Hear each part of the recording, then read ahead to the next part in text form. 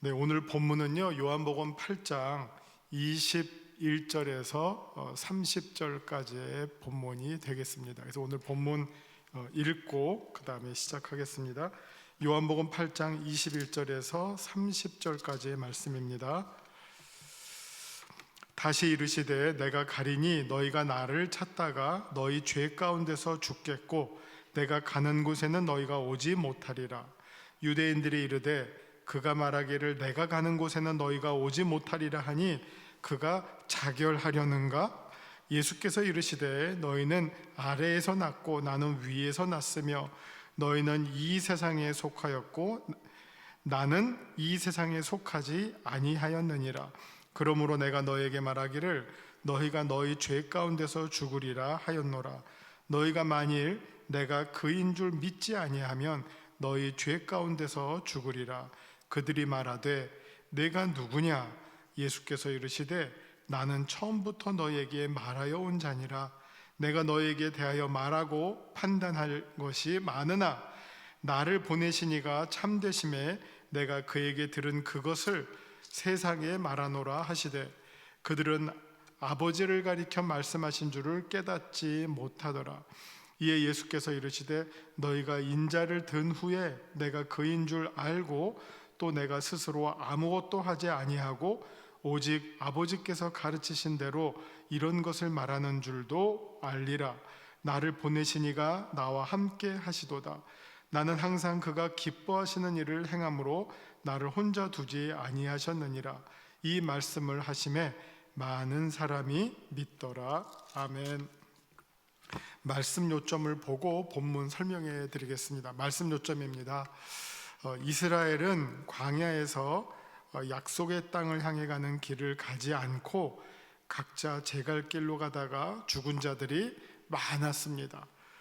끊임없이 어려움을 당할 때마다 모세를 원망하고 애굽으로 돌아가자, 애굽에서 편하게 살았는데 우리를 왜 이 광야로 끌고 나와서 고생하느냐, 약속의 땅으로 가야 한다는 그 소망과 꿈과 비전을 품지 못하고 조금만 불편하면 과거로 돌아가는 그런 어떻게 보면 노예의 습성을 보였죠. 그러다가 사실은 많은 사람들이 약속의 땅에 들어가지 못하고 광야에서 죽고 말게 됩니다. 자, 그런 어떤 그 광야에서의 경험을 기억하시면서 그런 맥락에서 주님은 내가 가는 곳을 이스라엘이 가지 못함으로 죽게 될 것이라고 말씀하십니다. 이는 결국 주님이 원하시는 일을 하지 않고 불순종한 이스라엘의 실체입니다. 그러나 주님은 아버지가 기뻐하시는 일을 순종하심으로 이루어 가십니다. 그러니까 이게 몇 가지의 이제 내용이 서로 오버랩되고 비교가 되는 거죠. 광야, 이게 좀 아직까지, 그러니까 오늘의 본문까지가 초막절 절기를 지키는 끝부분입니다. 초막절은 이스라엘이 광야에서의 삶을 기억하면서 그때 하나님으로부터 받았던 은혜들을 기억하고 회상하는 절기라고 말씀드렸습니다. 그래서 그 물도 나왔고요, 그 다음에 빛도 나왔습니다. 지금 마지막에는 지금 예수님께서 내가 가는 곳, 내가 가려는 곳, 내가 걸어갈 길을 너희들이 나를 따르지 않는다. 마치 광야에서 아무데로 나가면 죽잖아요. 정말 목적지를 향해서 물을 찾아가면서 제대로 갈 길을 찾아가야지 지금 아무데로 나가다가 죽게 되는데 내가 길을 자꾸 가르쳐주고 인도하고 나를 따르라고 함에도 불구하고 이스라엘 유대인들이 따라가지 않는 그런 상황이 오늘 계속 전개가 되는 것을 보실 수 있습니다. 자, 21절 보죠. 다시 이르시되, 지금 계속해서 예수님께서 물로도 말씀하셨고 빛으로도 말씀하셨어요. 이제 또 이르십니다. 내가 가리니 너희가 나를 찾다가 너희 죄 가운데서 죽겠고 내가 가는 곳에는 너희가 오지 못하리라. 이 뒤에 여러분 잘 아시는 요한복음 14장 6절을 보시면 내가 곧 길이요, 길이라고 말씀하셨어요. 길이요, 진리요, 생명이니. 그래서 진리에 대해서는 우리가 다음 주에 공부하게 됩니다. 유명한 8장 32절에 진리라고 말씀하시고 지금 여기 21절부터는 길이라고 말씀하셔요. 그래서 이 앞에서 길이라고 진리라고 또 빛이라고 말씀하셨던 것에 대해서 요한복음 14장에서 다시 한번 요약 정리해서 한 문장으로 내가 곧 길이요 진리요 생명이니 이렇게 말씀해 주시는데, 지금 오늘 본문에서는 길 되신 예수님을 소개해 주고 있는 것이죠. 그 길은 왜 있습니까? 그 위로 따라 걸어가라고 있는 거 아니에요.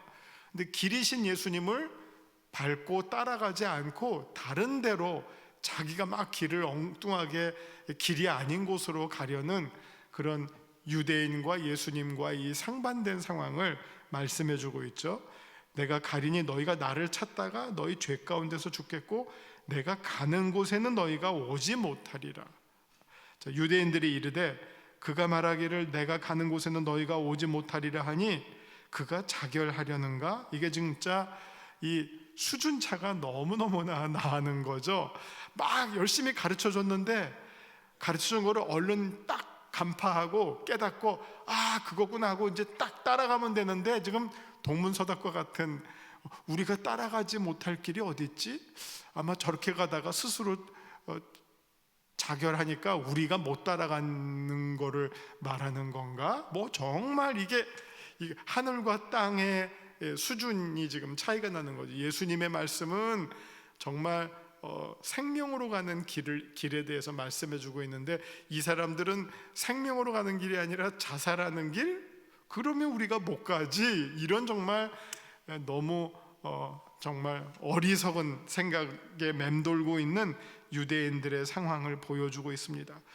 좀 여기서 지금 그가 자결하려는가 이런 말이 왜 나옵니까? 그 정도로 지금 이스라엘이 전혀 예수님이 누구신지를 파악하지 못하고 있는, 정말 이걸 보고 정말 난 놓고 기억자도 모른다라고 하는 그런 상황이 되겠습니다. 그 다음에 23절, 예수께서 이르시되 너희는 아래에서 났고 나는 위에서 났으며 너희는 이 세상에 속하였고 나는 이 세상에 속하지 아니하였느니라. 뭐 어려운 말씀처럼 들리지만요, 사실은 우리 앞서서 8장 14절 우리가 지난주에 들은 말씀이에요. 그러니까 우리에게는 일주일의 생각이 있어서 이게 오래전에 하신 말씀이지만 이 요한복음 8장 상황에서는 방금 전에 하신 말씀을 예수님이 반복하십니다. 요한복음 8장 14절에 예수님께서 이르시되 14절 후반부에 보시면 나는 내가 어디서 오며 어디로 가는 것을 알지만 너희는 내가 어디서 오며 어디로 가는 것을 알지 못한다. 이미 말씀하셨어요. 내가 어디서 오고 와서 어디로 가는지를 내가 말하는데 너희가 그걸 알지 못하지. 그래서 지금 23절에서 또 다시 말씀하십니다. 예수님께서 이르시되 너희는 아래에서 났고 나는 위에서 났다. 나는 위에서부터 왔다. 그리고 너희는 이 세상에 속했고 나는 이 세상에 속하지 않고 어디에 속하죠? 하늘에 속하죠. 그러니까 하늘로부터 왔고 하늘로 가는 존재가 나다. 그러나 너희는 땅에 있는 사람이기 때문에 땅에 있는 사람이 하늘로 올라가신 예수님을 따라가려면 어떻게 해야 되죠? 믿음의 사다리를 내려야 되죠. 믿음의 사다리. 예수님이 걸어가신 그 길을 앞에서 앞으로 가면 그 길을 따라가는데 그 길이 결국은 어떻게 됩니까? 하늘로 올라가게 되죠. 그래서 예수님께서 마지막에 요한복음 14장 성령을 말씀하시고 그 다음에 뭐라고 말씀하셔요? 내가 거할 곳을 예배하러 간다. 너희가 거할 곳을 내가 예배하러 간다. 그 목적지까지의 길이 되신 예수님을 소개해주고 있는 말씀입니다. 자, 24절, 그러므로 내가 너에게 말하기를 너희가 너희 죄 가운데서 죽으리라 하였노라. 너희가 만일 내가 그인 줄 믿지 아니하면 너희가 죄 가운데 죽으리라. 죄 가운데서 벗어나서 살 수 있는 길은, 잘 들으세요, 죄 가운데서 벗어나서 살 수 있는 길은 죄를 안 짓는 길이 아니에요. 그러면 기독교는 윤리고 도덕의 종교였을 거예요. 물론 죄를 안 지어야죠. 그러나 그 안 짓는 거는 그 다음의 문제고, 죄 가운데 벗어나는 길이 뭐죠? 그인 줄을 믿는 거예요. 예수님을 믿게 되는, 믿는 길이 우리가 죄로부터 벗어나는 길이에요. 왜냐하면 우리는 죄를 안 짓겠다고 발버둥 쳐도 그렇게 죄를 안 지을 수 있는 존재가 아니에요. 정말 개가 토한 것을 다시 먹는 것처럼 죄를 아마 한 10번 노력하면 한 번쯤은 성공할지 모르겠어요. 우리는 죄와 더불어 살 수밖에 없고 죄와 씨름하면서 끝까지 죄와 싸우면서 사는 존재지, 죄를 툴툴 털고 일어날 수 있는 존재가 아니에요. 근데 죄와 싸울 때 누구 힘으로 싸웁니까? 예수 그리스도의 힘. 내가 세상을 이기었노라. 예수 그리스도의 힘으로 싸우고 예수님께서 주시는 성령의 검으로 싸워요. 말씀의 검으로 싸워요. 내 양심으로 싸우는 게 아니에요. 내 선한 양심으로 싸우는 게 아니에요. 그러니까 이게 기독교랑 다른 종교의 아주 결정적인 차이예요. 공덕을 많이 쌓으면 된다, 아니 덕을 많이 쌓는다고 죄가 없어지는 거 아니거든요. 늘 말하지만 이 죄인이냐 아니냐의 문제는요, 그 양의 문제가 아니라 질의 문제예요. 착한 일 10번 하고 나쁜 짓 한 번 하면 나쁜 짓 한 번 한 게 상쇄가 되나요? 평소에 잘 살았어요? 착하게 살았어요? 우리 저기 무슨 연쇄살인범들 나오면 동네 사람들 인터뷰 하잖아요. 저 사람 어떤 사람이었습니까? 우리 그럴 줄 전혀 몰랐어요. 인사도 잘하고 평소에 아무렇지도 않았어요. 근데 연쇄살인범이에요. 네? 이 죄라고 하는 문제는 사실 세면 우리가 수도 없이 죄를 짓고 살지만, 죄인이냐 의인이냐의 문제는 착한 일을 몇 번 하느냐, 죄를 몇 번 짓느냐의 문제가 아니라, 죄송하지만 한 번이라도 죄를 지으면 죄인인 거예요. 무슨 요새도 공직자 추천받았다가 잘리잖아요. 예. 뭐 때문에 잘리죠? 단 하나 때문에 잘리잖아요. 세어봐서 착한 거 10개, 나쁜 짓 한 거 3개, 패스. 이게 아니잖아요. 어저께도 그만두신 분 딱 하나, 물론 다른 거는 모르겠어요, 딱 하나 때문에. 이게 죄라고 하는 것에 어떻게 보면 악마적 힘이에요. 그거를 이길 수 있는 길은 성경 분명 그를 믿는 길밖에 없어요. 착한 일 많이 하고 도덕 많이 하고 도 닦아서 하는 게 아니라, 예수를 믿을 때만 예수님의 보혈이 우리의 죄를 씻어주고 하나님의 심판대 앞에서 예수님이 우리를 변호해 주세요. 그 길이 우리가 죄를 떨치고 죄로부터 벗어나는 길인데, 자꾸 사람들은 율법으로, 이 당시의 유대인들도 율법으로, 도덕으로, 내가 선한 노력으로 한계가 있다고 하는 것입니다. 그래서 여기서도 지금 예수님이 내가 그인 줄 믿지 아니하면 너희가 죄 가운데서 죽으리라. 예수님을 우리의 구세주, 우리의 죄를 속량해 주실 구세주, 대속의 주님으로 믿지 않는 한 우리가 죄로부터 벗어날 길은 없다 하는 말씀입니다. 그래서 그걸 우리가 만약 내가 내 노력으로 했다면 은혜라는 말이 필요 없죠. 내가 열심히 공부해서, 내가 열심히 노력해서 한 건데요. 그러나 나의 노력보다 내 노력으로 할 수 없는 그 이상의 은혜, 결과를 우리가 얻었기 때문에 그것을 우리가 은혜라고 하는 거죠. 은혜라고. 내가 할 수 있는 대로 했으면 그걸 왜 은혜예요? 당연한 보상이고 대가죠. 그러나 내가 할 수 있는 것 그 너머의 일을 내가 누리게 됐기 때문에 그걸 우리가 은혜라고 합니다. 자, 25절, 그들이 말하되 내가 누구냐? 지금 우리가 요한복음 시작해서 정말 귀가 닳도록 예수님이 누구신지를 말씀해 주셨는데, 이거 정말 쇠기에 경일 끼고 정말 아무리 떠들어도 벽창호라 그러나 그냥 아직도 몰라요. 그래서 내가 누구냐, 이런 질문을 계속하고 있습니다. 예수께서 이르시되 나는 처음부터 너희에게 말하여 온 자니라. 정말 처음부터 내가 누군지를 계속 말했는데 들으면서도 그 마음속에 딱 담이 있으니까 듣지를 않고 뭐 자기 생각, 자기 결론을 딱 정해놓고 들으니까 들어오지가 않는 거죠. 26절, 내가 너에게 대하여 말하고 판단할 것이 많으나 나를 보내신 이가 참되심에 내가 그에게서 들은 그것을 세상에 말하노라 하시되 그들은 아버지를 가리켜 말씀하신 줄을 깨닫지 못하더라.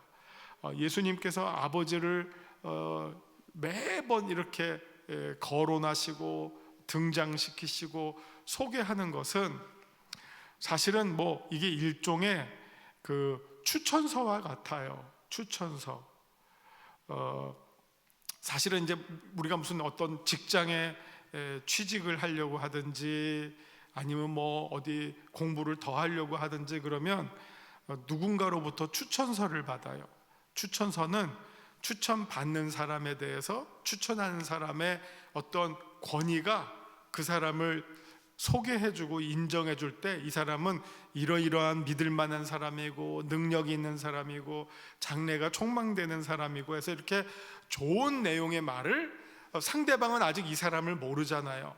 이 사람이 어떤 성품인지 어떤 능력인지 어떤 꿈을 갖고 있는지 모르니까 그 사람에 대해서 추천해주는 사람의 권위로 소개해줄 때 모르는 사람은 듣고 이 사람이 믿을 만한 사람이구나, 이런 사람이구나 하는 그런 확신을 갖게 되잖아요.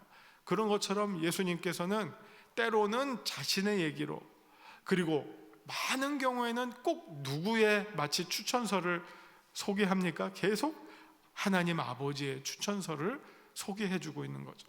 하나님 아버지가 나에 대해서 어떻게 말하는지를 계속 말씀해 주는 거예요. 이거는 내 말이 아니라 아버지의 말이다. 아버지가 나를 이렇게 본다면 그러면 그 다음 말은 뭐라고 하시는 거를 기대하는 거죠. 아버지가 나를 이렇게 보시는데 너희도 그 아버지를 절대적으로 믿고 신뢰하는 것 아니냐? 근데 아버지가 나에 대해서 이렇게 말씀하신다면 너희도 당연히 나에 대해서 그렇게 믿어야 되는데 왜 그걸 못 믿느냐? 여기서 믿음이 없음이, 그러면 이제 이 말은 결국 뭐에 대한 문제가 되는 거죠? 이스라엘이 예수님을 향해서 보다 더 나아가서 하나님을 향한 믿음이 없음을 고발하는 내용이죠.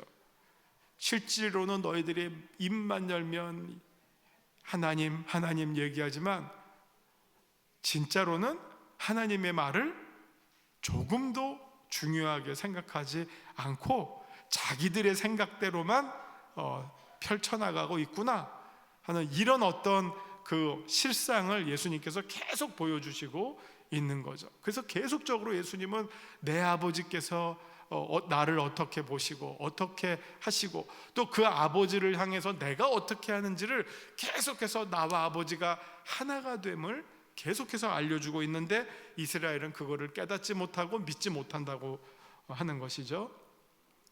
그 말씀을 깨닫지 못하더라. 27절도 그렇게 얘기합니다. 자, 28절, 이에 예수께서 이르시되 너희가 인자를 든 후에 내가 그인 줄 알고 또 내가 스스로 아무것도 하지 아니하고 오직 아버지께서 가르치신 대로 이런 것을 말하는 줄도 알리라. 자, 그러면 예수님께서 지금 내가 누군지를 전혀 모르고 있고 나를 소개해주고 있는 이 아버지의 말씀도 전혀 받아들이지 않고 있는데 그래도 한 번쯤 기회가 오는데 그 기회가 언제냐? 인자가 들림을 받을 때. 그러면 인자가 들림을 받을 때가 언제인지를 요걸 한번 딱 정확하게 이해하셔야 돼요. 인자가 낮아질 때와 들림을 받을 때, 요거는 이제 이게 소위 이제 내려가시는, 낮아지시는 예수님, 올리우시는 예수님, 아주 중요한 예수님의 두 운동이에요. 낮아지시는 예수님은 언제부터 어디까지냐면은 성육신이 뭐죠? 하늘에서 인간의 몸을 입고 이 땅으로 오신 예수님, 낮아지기 시작한 게 성육신이에요. 그리고 이 땅에서 예수님의 공생애는 호의호식하고 호강하셨나요? 고난당하셨죠. 공생의 자체가 늘 고난의 연속이었죠. 배척받으시고, 예수님께서 어울리셨던 사람은 권세 있는 사람, 높은 고관대작과 어울리신 게 아니라 세리와 창녀와 병자들과 버려진 사람들. 오죽하면 여기에서 유대인들이 야, 너 촌놈 아냐? 갈릴리 촌놈 아냐? 어쩌면 너 사마리아 출신 아니야? 변방? 좀 그렇게 보여. 갈릴리와 사마리아에서 무슨 선한 게나, 이게 뭐 서울 한복판 거기에서 나와야지, 뭐 이럴 정도로 예수님의 이 지상에서의 삶은 어떻게 보면 형편없는 초라한 삶이셨다는 거죠. 그 끝판왕이 어디죠? 내려감의 끝판왕, 십자가에서 죽으심. 거기까지가 끝판왕이에요. 그 다음에 이제 뭐 더 내려가면 지옥까지 내려가심. 이게 예수님의 낮아지심의 끝판왕. 근데 어떻게 보면 십자가에 죽게 한 자들이 누구죠? 유대인들이죠. 그래서 이게 초대교회의 복음 선포는 딱 두 문장이에요. 너희가 예수를 십자가에 못 박았으나, 너희가 예수를 그렇게 낮추었지만, 그 다음에 누구죠? 하나님이 그를 죽은 자 가운데서 다시 살리시고 하늘로, 하나님 우편으로 올려주셨다, 높여주셨다. 자, 낮아지신 예수님은 성육신으로부터 십자가, 올리우신 예수님은 부활과 승천과 하나님 우편에 앉으심. 그래서 이거는 사람들이 그를 버렸지만 하나님이 예수님을 인정해 주셨다는 게 어느 사건으로 결정적으로 드러나게 되느냐? 부활과 승천이에요. 그래서 예수님께서 여기서 말씀하시는 인자가 들림을 받고 난 다음에 너희들이 알리라. 너희는 예수님을 십자가에 못 박고, 십자가에 못 박아라 버리고 죽였지만, 너희들이 버린 그 예수를 하나님이 살리셔서 높여주셨다. 이게 하나님의 확증이에요. 예수님에 대한 확증.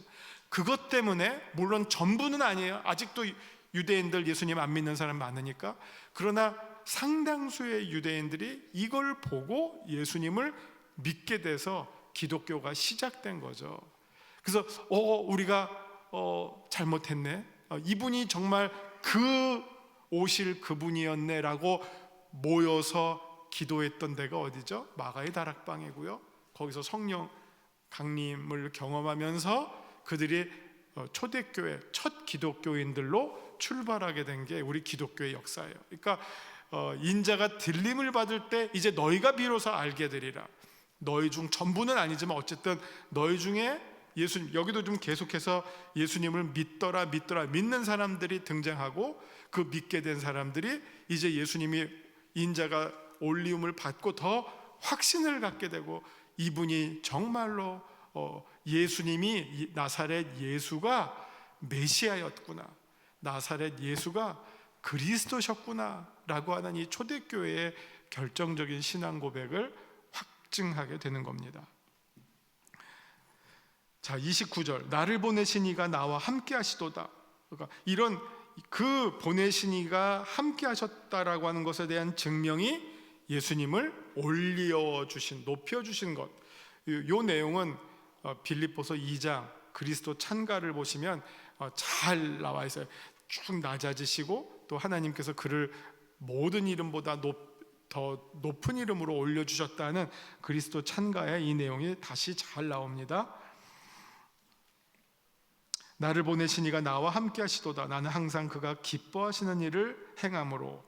좀 전에 그 빌립보서 2장에서는 이거를 죽기까지 순종하심에, 똑같은 내용이지만 빌립보서에서는 죽기까지, 낮아지기까지 순종하셨다고 하는 걸로 지금 여기 나와 있는 아버지가 기뻐하시는 일을 끝까지 하셨다, 똑같은 내용을 이제 여기서는 기뻐하시는 일을 하셨다, 저쪽에서는 죽기까지 순종하셨다로 표현하고 있습니다. 행함으로 나를 혼자 두지 아니하셨느니라. 혼자 두지 아니하셨느니라. 그냥 십자가에서 죽게끔 버려두지 아니하시고 거기서부터 다시 올려주셨다 하는 것을 말씀하죠. 이 말씀을 하시니까 많은 사람이 믿게 되었다. 이게 지금 믿는 이 말씀을 통해서, 예수님의 이 가르침을 통해서, 사역을 통해서 유대인들 가운데 믿는 사람도 생겨나고, 또 계속 예수님을 고발하고 배척하는 사람들도 여전히 남아있고, 이런 어떤 상황으로 계속 전개되고 있는 것을 보여주고 있습니다. 자, 말씀 산책으로 정리합니다. 21절에 초막절을 기념함에 있어서 바른 길을 따라가는 것은 매우 중요한 의식과 행동이 됩니다. 가나안 땅에 들어가지 못하고 죽은 사람들이 많았습니다. 마찬가지로 주님은 지금 유대인들을 향해 자신이 지시하는 곳으로 따라올 것을 가르치십니다. 이 말은 나를 믿으라 하는 말이에요. 그러나 그들은 그 길을 따르지 않으므로 구원받지 못하게 됩니다. 22절, 오히려 그들은 여전히 주님의 말씀을 바로 알아듣지 못하고 엉뚱하게 오해함으로 주님이 자결하실 것인가 라고 의문을 가집니다. 여전히 예수님을 모르는 유대인들을 향해 예수님은 위로부터, 하늘로부터 오신 분이고, 유대인들은 이 세상의 사람이라서 결코 스스로 하늘로 오를 수 없는 자들, 구원받을 수 없는 자들임을 말씀하십니다. 그래서 예수님을 믿지 않고는, 예수님을 따르지 않고는 구원을 받을 수 없게 되어 결국 이 세상에서 죽고 말 것임을 말씀합니다. 25절, 유대인들이 예수님을 향해 내가 누구냐라고 묻는 것은 여전히 그들은 예수님이 누구신지를 전혀 깨닫지 못하고 있다는 사실을 말해줍니다. 그러나 그들이 예수님이 말씀하시는 아버지를 알지 못하기에 하나님을 아버지로 부르시는 예수님을 더더욱 알지 못하고 맙니다. 여기서 기독교는 무슨 도덕이나 윤리의 종교처럼 율법을 지킴으로 구원받는 종교가 아니라 아버지와 그가 보내신 분을 알고 믿는 자들에게 구원이 주어지는 인격적 관계의 종교입니다. 믿음이라고 하는 것은 하나님과 우리의 인격적 관계를 만들어 나가는 과정이에요. 믿음이 좋다? 하나님과 긴밀한 사람이에요. 하나님을 많이 사랑하고 하나님과 동행하는 사람이 믿음이 좋은 사람이고, 믿음이 없는 사람, 이 관계가 희미하거나 깨진 사람, 높은 도를 닦고 그런 게 아니라 하나님과의 관계에 어떻게 보면 그 가까움이 믿음이 좋다, 나쁘다, 그거를 판단할 수 있는 기준이라고 하는 것입니다. 도를 행함이나 도를 깨닫는 것이 아니라 아버지를 알고 그가 보내신 분을 알고 믿는 자들에게 구원이 주어지는 매우 특별한 종교인 것입니다. 29절 30절, 마지막으로 예수님은 유대인들에게 아버지와 자신의 관계, 즉 동역하심과 그 동역 가운데 아들은 아버지가 기뻐하시는 일을 함께 하신다고 하심으로 아버지와 아들의 하나됨을 말씀하십니다. 그 결과 오히려 바리새인이나 율법학자들이 아닌 일반인들 가운데 많은 이들이 예수님을 믿게 되었다라고 성경은 말씀합니다. 자, 예수님은 누구십니까? 21절, 우리가 따라갈 길이 되신 분입니다. 요한복음 14장, 내가 곧 길이요 진리요 생명이니 기억하시면 되겠고요. 또 29절을 보면 항상 아버지께서 기뻐하시는 일을 행하시는 분이십니다. 내게 주시는 교훈, 우리가 하는 일도 나를 기쁘게 하는 일이 아니라 아버지를 기쁘시게 하는 일에 전념해야 합니다. 바울이 디모데를 빌립보 교회에 추천할 때 그 추천사 가운데 제일 중요한 추천사가 뭐냐? 디모데는 자기의 일보다 그리스도 예수의 일을 먼저 생각하는 사람이다. 이 말로 추천을 해요. 빌립보 교회에 내 주위에 수많은 일꾼들이 있다. 근데 내가 가만히 보니까 막 열심히 일들을 한다고 하는데 가만히 보니까 다 자기 좋으라고 일하더라. 그런데 이 디모데는, 그 다음에 이어서 나오는 에바브로디도도 마찬가지고, 이 디모데는 내가 보니까 언제나 그리스도 예수의 일을 더 우선시하고 그걸 위해서 일하는 사람이더라. 그래서 내가 나보다 먼저 디모데를 여러분들에게 보내기로 추천합니다 하는 내용이에요. 지금 이 사람들도, 유대인들도 왜 예수님의 말씀을 깨닫지 못합니까? 자기의 생각으로 머릿속에 꽉 차 있으니까 예수님의 말을 아무리 들어도 그 말이 들어와서 씨를 뿌려서 뿌리를 내릴 그 땅이 안 돼요. 너무 딱딱해요. 완고해요. 그 문제를 우리가 보고 있습니다. 자, 말씀에 따른 기도로 마칩니다. 주님, 우리가 늘 주님과 동행할 뿐만 아니라 모든 일을 행함에 있어서 주님이 정말로 기뻐하시는 일을 우리가 우선적으로 하는 우리 모두가 되게 하여 주시옵소서. 예수님의 이름으로 기도합니다. 아멘.